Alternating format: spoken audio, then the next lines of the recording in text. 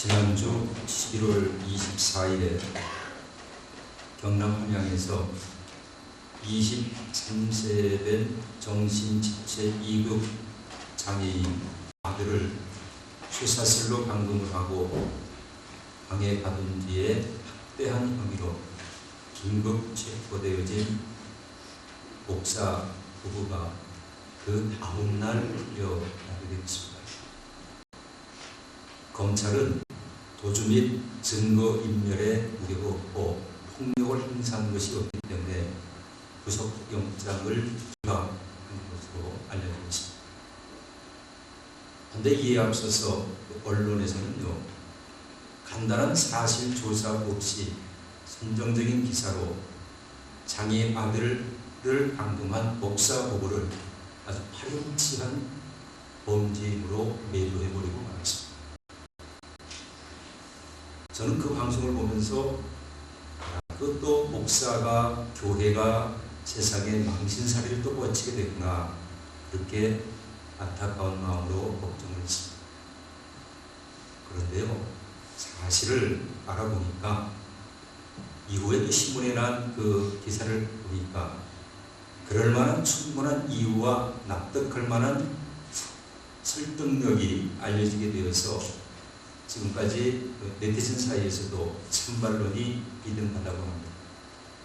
이 김모 목사님은 한 언론과 인터뷰에서 이런 얘기를 했습니다. 아들을 범법자로 만들지 않기 위해서 그 아이를 위한 마지막 길이었다라고 생각을 하고, 외출할 때나 신방할 때에 할 수 없이 아들 발에 쇠사슬을 채워놓으라고 얘기를 했습니다. 아들이 몸이 자유로워지면은 밖에 나가서 남의 물건을 훔친다든가, 또한 어린아이나 부녀자들 희롱을 한다든가, 주변 사람들에게 피해를 입힌다든가, 어쩔 수 없는 상황에서 사랑하는 아들의 발에 족쇄를 취하는 그러한 부모의 마음은 정신지체와 자녀를 가진 부모만이 이해할 수 있을 것입니다 라고 그렇게 말씀을 했습니다. 사실 본인의 입장에서도 개인시설에 아들을 보내서 제대로 되어진 장애인 교육을 받게 하고 싶은 마음도 있었지만 경제적인 문제로 불가능했다라고 하는 말도 덧붙였습니다. 이러한 인터뷰 기사가 나간 후에 감금한 부모를 어떻게 생각하고 있느냐라고 하는 네티즌의 그 설문조사가 나왔는데요. 한 2만여 명 가운데서 보면 용서받을 수 없는 일이라고 한 대답자는 한 16%가 되었고요. 이해는 되지만은 행동이 잘못됐다라고 하는 응답은 한 48%, 그리고 부모의 심정에 적극적으로 동감한다라고 하는 사람도 한 35%가 되었습니다. 그래서 동정론이 감경론에 비해서 2배 가까이 많은 셈이 되었습니다. 자, 여러분, 이러한 경우를 여러분들께서는 어떻게 생각하시겠습니까? 제 개인적으로는 부모나 자식 서로에게 고통을 안겨주는 것은 어찌 보면 이웃의 따뜻한 사랑의 손길이 아직도 구석구석 미치지 못하고 있다고 하는 사실을 엿볼 수가 있습니다. 자식인 장애인을 우리나라에서 키우기가 너무나 정신적으로 경제적으로 부담이 된다고 하면서 장애인 차별이 없는 선진국으로 이민을 가는 그런 가정들도 많이 있습니다. 최소한 선진국 그곳에서는 경제적으로는 어렵다 할지라도 장애인들이 인간 대접 받으면서 국가에서 치료와 자활 혜택을 무료로 해주고 있기 때문입니다. 아마 그 목사님의 가정도 나라에서든가 아니면 누군가의 경제적인 지원만 있었다고 하면 그렇게 외출할 때의 자녀를 쇠사슬에 묶어놓고 감금하면서까지 사랑하는 자식을 키우지는 않았을 것입니다.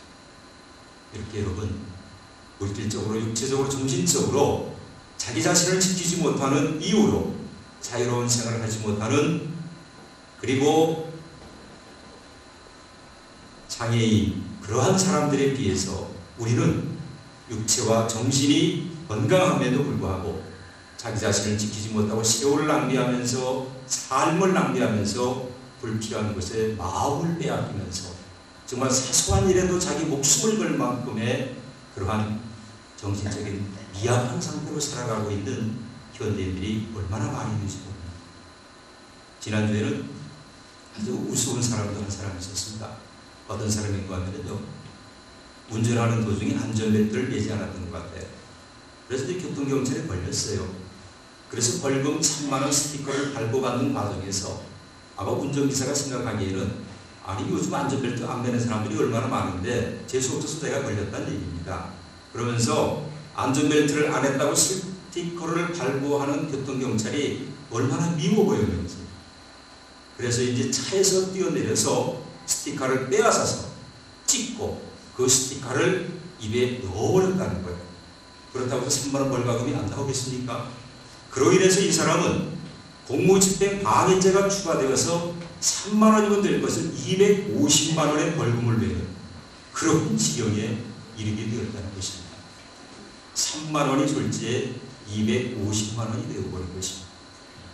자신의 감정을 다스리지 못하고 자신을 지키지 못한 결과가 바로 그 사람에게는 대로 주려다가 말로 받는 그런 지경이 되고 말았습니다.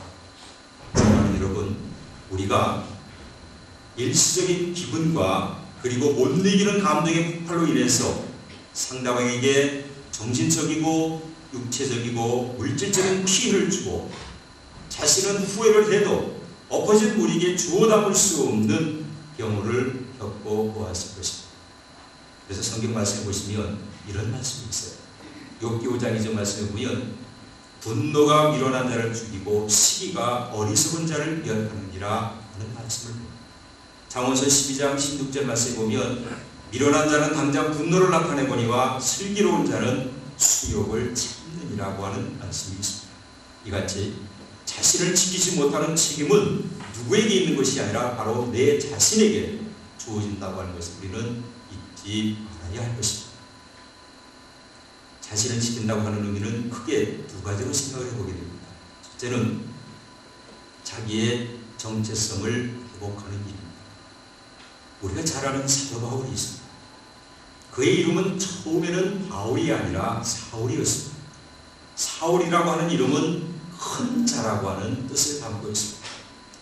그래서 사울은 자기의 육체를 자랑하며 자기의 삶을 자랑하며 자기의 경력을 자랑하면서 의기양양하게 자신 있는 삶을 살아왔습니다.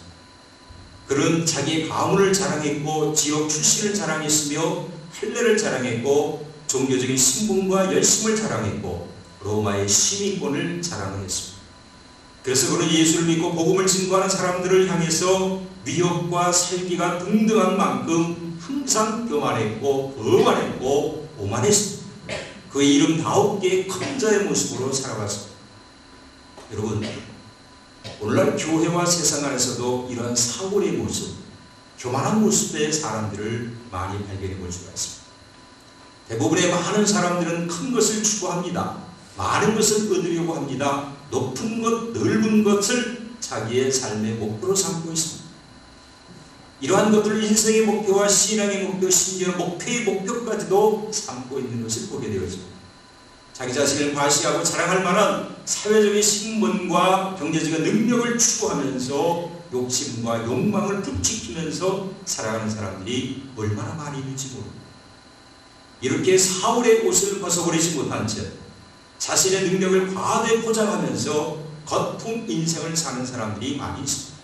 그것은 세상 사람들뿐만이 아니라 교회와 교인들도 그러한 형태로 신앙생활이 물들어 있음을 우리는 결코 부인하지 못할 것입니다. 그런데 사울이 말입니다. 다메섹 도상에서 예수님을 만나게 됩니다. 그로 인해서 그의 허물이 벗겨지기 시작합니다. 그의 거품이 거두어지기 시작합니다. 그의 눈에 피일이 벗겨지기 시작을 합니다.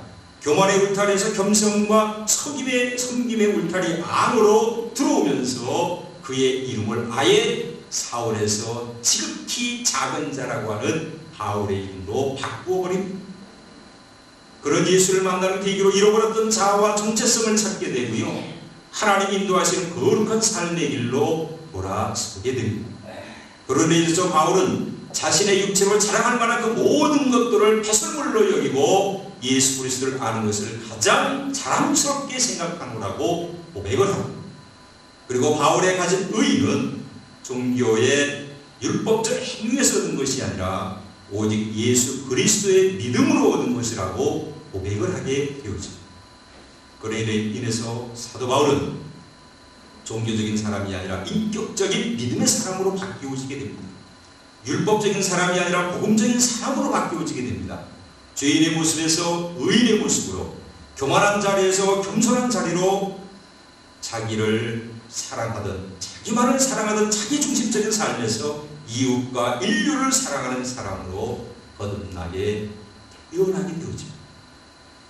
사랑하는 여러분, 이제 교회와 우리는 사울의 자리, 죽음의 자리, 저주의 자리, 교만의 자리에서 바울의 자리, 영생의 자리와 복의 자리, 은혜의 자리로 옮겨설 수 있도록 말씀과 성령의 다스림을 우리는 구해야 할 것이와, 그리고 진정한 그리스도의 사람으로서 작은 자, 약한 자들을 사랑하면서 겸손한 삶을 사는 그런 예행 연습을 우리는 수없이 반복하면서 살아야 할 것입니다. 이렇게 사는 것이 바로 내 마음을 지키는 것이고 내 자신을 찾는 거룩한 삶의 방식이 되어질 것입니다. 그리고 두 번째로는요, 내 마음을 지키는 일은 내가 내 삶의 주인 의식으로 사는 것입니다. 누구에게든지 당신이 당신의 삶의 주인으로 살아갑니까? 라고 질문을 하면 생각이 깊은 사람들 외에는 예, 당연하지요 라고 말을 하지만 자기 자신이 자기 자신의 삶의 주인공으로 사는 사람들은 그렇게 많지는 않습니다. 무언가 쫓기면서 살고요, 누구에게인가 노예의 삶을, 종살의 삶을 살아가는 사람들이 얼마나 많은지고, 제가 두 가지 예를 한번 들어보겠습니다. 이제 교회 차 기름을 넣으면요, 꼭 가는 곳이 한 곳이 정해져 있습니다. 그것이 여러분들이 아마 일을 하신 것 같은데요. 어떤 분에게 기름을 넣으면 그분은요, 인사도 하지 않아요. 기름을 넣고 나면 뭐 바라서 그런 건 아니지만 그 흔한 휴지나 장갑도 주지도 않아요. 그저 무감각하게 손님들에게 친절하게 대하면 뭐 자기 월급 올라가는 것들은 아니겠지만은 전혀 주인의식을 갖고 일을 하지 않습니다. 아주 그런 사람들을 보면 참 답답할 때가 있어요. 그런데 같은 그 주유소에서 일하시는 어떤 분을 보면은요, 아주 친절하게 인사도 잘하시고 휴지도 잘 주고 장갑도 잘 챙겨주시고, 설사 기름을 제가 넣지 않고 그곳을 이렇게 지나가다도요, 저를 이렇게 본다든가 교회 차를 보면은 이렇게 손을 흔들어 주면서 참 반가워하시는 분이 계십니다. 그런데 그분이 그 주유소의 사장님이 아닙니다. 그분은 그곳에서 월급을 받고 일하시는 직원입니다. 그런데 그분은 항상 일하시는 자세를 보면 주인처럼 일을 해요. 절대 종업원처럼 일을 하지 않습니다. 월급쟁이처럼 일을 하지 않아요. 주인처럼 일을 해요. 주인처럼 손님을 대합니다. 또 하나의 예를 한번 들어볼까요? 대형 마트 매장에서 일하는 종업원 두 사람을 제가 우연히 보게 됐어요. 각기 자기 파는 제품이 달라요. 그런데 자전거를 파는 직원이 잠시 화장실을 갔습니다. 그런데 손님이 자전거를 살려는지 기웃기웃거리고 있습니다. 그러면 옆에서 파는 직원이 그 손님을 안내해야 도리가 아니겠습니까? 그런데 철저하게 외면을 하더라고요. 자기 손님이 아니라고 하는 것이죠. 예를 들어서 이렇게 말할 수 있는 거 아니에요? 잠시 자전거 가신 분이 화장실에 가는데 제가 좀 설명을 드려도 되겠습니까? 아니, 뭘 원하십니까? 그러면 손님과 대화를 나누면서 자전거 파는 그 종업원이 오기를 기다리는 것이 마땅한 도리가 아니겠습니까? 그런데 그 직원을 보니까 전혀 자기 일과는 상관없는 사람으로 여깁니다. 그런 직원이 100명 아니라 1000명이 있어도 그 마트에는 아무런 도움이 되지 않는 직원입니다. 그 이유는 주인의식이 없기 때문에 그렇습니다. 직장에 도움이 안 되는 사람, 있으나 마나한 사람들, 그런 사람들은 경영진의 입장에서는 굉장히 마이너스 효과를 가져올 수밖에 없을 것입니다. 여러분, 혹시 여러분들 가운데서 직장에서 일하고 계시는 분들이 있으면 직장에서 절대로 월급쟁이가 되지 마시고 주인의식을 가지고 주께 봉사하듯 열심히 책임감을 가지고 최선을 다해서 일을 해야 하는 것입니다. 요셉이라고 하는 사람이 그렇게 일하지 않았습니다. 그러니까 보디발이라고 하는 사람이 자기의 모든 집안의 정권을 요셉에게 위임하지 않았습니다. 그만큼 믿을 만한 사람이었다고 하는 것이죠. 여러분, 우리가 사는 삶의 자리에서 주인의식을 갖고 사는 것은 내 자신을 지키는 것이기 때문에 얼마나 바람직하고 의미 있고 자신의 삶의 직장 생활에 교회 생활에 활력을 제공해 주실지 여러분들 아십니까? 어느 장로님이요, 객지에 나가서 직장 생활하는 자녀에게 하시는 말씀이 뭐라고 말씀하셨는가 하면 잘 들어보세요. 얘야, 어느 교회에 가든지 그 교회에서 손님으로 다니지 않고 주인으로 다녀야 한다. 무슨 말씀인지 아시겠습니까? 그렇게 말씀을 하더라고요. 교회의 주인은 하나님이십니다. 그러나 주인의식을 갖는다라고 하는 것은 그만치 책임감이 분명하고 사명감이 분명하고 자기의 자리가 분명하다라고 하는 상징적 의미가 담겨져 있습니다. 나라의 주인은 대통령이 아닙니다. 나라의 주인은 국민이듯이 교회의 주인은 어느 특정인이 아니라 교회의 주인의식을 갖는 사람은 교인 한 사람 한 사람이기 때문에 누구든지 우리 소독교회 교인으로 등록된 교인들은 다 손님이 아니라 나그네가 아니라 주인의식을 가지고 신앙생활을 해야만이 교회에 날마다 오는 것이 행복하고 교회가 멀리 보여도 마음이 안정되어져 있고 신앙생활이 늘 마음 든든하게 신앙생활을 할 수가 있습니다. 연말에 되면은 교회에 새로운 일꾼들을 선출을 하게 됩니다. 이 선별하는 과정에서 좀 정신적으로 피곤한 경우들을 경험을 해요. 그런데 저는 어제 어느 한 분의 전화 한 통을 받고 그 피로를 좀 말끔하게 씻기는 그런 계기를 제가 경험해 보았습니다. 이분이 하시는 말씀이, 목사님, 제가 사실은 가정형편상 돈을 좀 벌려고 했는데요, 이런저런 생각을 하다 보니까 그거 포기하고 오직 제가 주의 일만 내년에 하도록 하겠습니다. 목사님이 무슨 일이든지 맡겨주시면 그 일을 제가 하도록 하겠습니다. 저는 그분의 말씀을 듣는 순간 하나님께서 저에게 천사를 보내주셨구나 생각하면서 감사의 마음을 갖습니다. 사실 그분의 생활은 그렇게 좋은 형태는 아닙니다. 생활에 좀 힘이 드십니다. 제가 보기에는 저분은 좀 직장을 다녔어야 할 터인데, 돈을 좀 버셔야 할 터인데 그렇게 늘 생각을 하고 있었습니다. 그런데 그분은 믿음으로 경제적인 어려움을 한번 극복해 보겠다라고, 하나님만을 바라보면서 사시겠다라고, 하나님만 바라보면서 주의 일을 감당해 보겠다라고 그렇게 자기 결심을 말하는 그 모습이 얼마나 고맙고 감사한지 모르겠습니다. 여러분, 바로 이러한 자세가 자신의 정체성을 찾고 자기 자신을 지키며 자신의 그 삶의 자리에서 주인공으로 살아가는 그런 모습이라는 것입니다. 옛날에 그 어느 장터에요, 무기를 파는 장사분이 와서 창과 방패를 팔고 있었어요.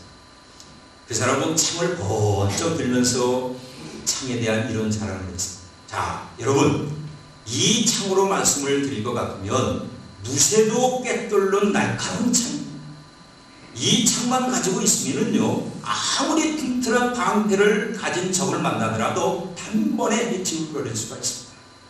이 창으로 뚫지 못하는 방패는 하나도 없습니다. 자, 여러분, 이 방패를, 어떤 방패도 뚫는 이 창을 한번 자시기를 바랍니다. 장터에 모인 사람들이 그 자랑하는, 그 장사꾼이 자랑하는 창을 만져봅니다. 근데 그 창이 정말 날카롭고 생기고 아주 튼튼하게 생겼어요. 그런데 사람들이 이제 많이 모여들었어요. 장사꾼이 막 신이 났어요. 그래서 이번에는 뭘 팔려고 내놓느냐면 방패를 팔려고 내놨어요. 자, 여러분, 이 방패로 말씀드릴 것 같으면 아무리 날카로운 창도 척척 막아내는 단단한 방패입니다. 이 방패가 막지 못하는 창은 하나도 없습니다. 그러니 이 방패를 가지고 전쟁터에 나가면 아무리 날카로운 큰 창을 가진 적을 만나더라도 끝도 없습니다. 자, 어떤 창도 막아내는 이 방패를 사십시오. 사람들은 장사꾼이 자랑하는 방패도 만들고 왔습니다. 그 방패가 정말 단단하게 보였습니다. 사람들은 수근수근거리면서 창과 방패를 칭찬을 했습니다. 그런데 어떤 지혜로운 사람이 장사꾼에게 이렇게 물어봤습니다. 아저씨, 이 창으로 못 뚫는 방패가 하나도 없나요? 그럼요, 하나도 없죠. 그러면 이 방패로 못 막는 창 하나도 없나요? 아, 그렇다니까요. 그 사람은 고개를 갸우뚱거리면서 다시 보고, 그러면 이 창으로 그 방패를 찌르면 어떻게 되겠습니까? 어떤 창도 뚫을 수 있다고, 어떤 창도 막을 수 있다고 하는 그 방패와 창을 팔고 있는 장사꾼은 혼잣말로 중얼거리면서 아무 대답도 할 수가 없었습니다. 모여있는 사람들은 그 말을 알아들었는지 웃음을 터뜨렸습니다. 그러면서 이구동성으로 하는 말들이 정말 그렇군요. 어떤 방패도 꿰뚫는 창으로 어떤 창도 막아내는 방패를 찌르면 도대체 어떻게 되는 것인가? 그러고 보니까 저 사람 순전히 엉터리 창과 방패를 팔고 있었구만. 그렇게 수군되었다고 합니다. 자, 여러분, 우리의 세상살이와 이것과 한번 비교를 해보시기 바랍니다.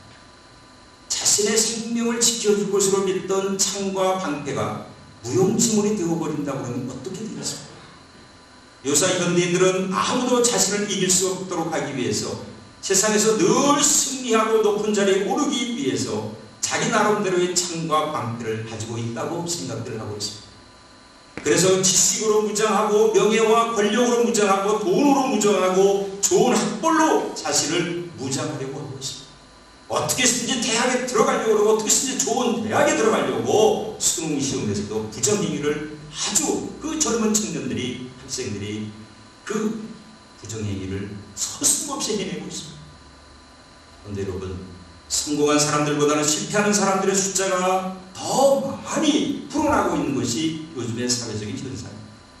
남들이 보이기는 그 사람이 성공한 것처럼 보이지만은 내면의 세계에서 그 사람 한 사람 한 사람들은 자기의 인생의 실패를 시인하면서 살아가는 사람들이 얼마나 많은지 아십니까? 우리의 사회 현실을 보면은 문제투성입니다. 사건투성입니다. 불신투성입니다. 솔직히 성공했다고 하는 사람들의 뒷모습들을 보면 초라할 정도로 비참한 정신적인 고통을 안고 살아가는 사람들이 얼마나 많은 줄 아십니까? 자신을 방어하고 자신을 지키려고 힘들고 어려운 과정을 거치면서 무장한 것들이 오히려 자신을 파멸의 길로 실패자의 모습으로 심지어는 죽음의 길로 드러나게 하는 것이 오늘날 현대인이 살아가는 삶의 모양입니다. 자신을 지키려고 가졌던 것들이 허무하다는 것을 뒤늦게 깨닫고 진정으로 무엇을 가져야만이 자신을 지킬 수 있다고 하는 것을 아는 사람이 오히려 지혜로운 사람이요 살아남을 수 있는 사람이요 이 세상에서 우뚝 성공할 수 있는 사람이라고 생각되었습니다. 사랑하는 여러분, 마음을 지키면서 사는 것은 자신의 정체성을 찾는 것이고 어디서든지 손님이 아닌 주인 의식으로 살아가는 것입니다.